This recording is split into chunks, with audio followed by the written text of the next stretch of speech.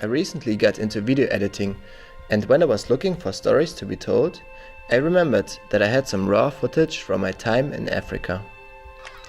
The story took place in 2008 in Chad, Central Africa, a country about 4,000 kilometers south of Germany.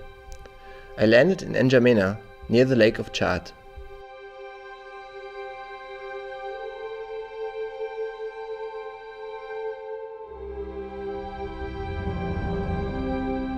This is me, 23 years old, happy to have finally scored my internship, full of idealism and pretty much blown away from the intensity of the African continent.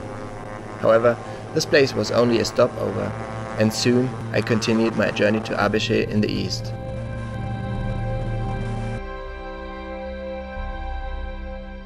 As you can see here, the center of Chad is in the Sahel zone, very dry and scarce of resources.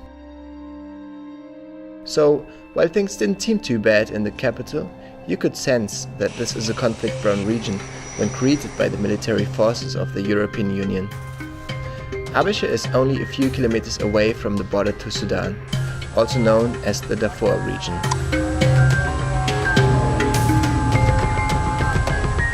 Every other year, rebels would attack the Chadian capital N'Djamena, trying to overthrow President Idriss Déby.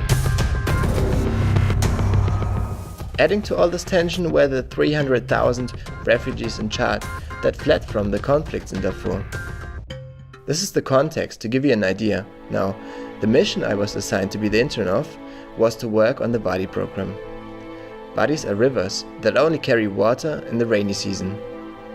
Unfortunately, these wadis are prone to erosion over time, which makes farming really difficult. Here you have a comparison of it, happening during a 20-year time frame. Together with the locals, our program constructed dams that would stop the sinking of the groundwater through erosion and enabled the locals a more sustainable farming. Sustainability is a challenge, especially when you are in the Sahel zone.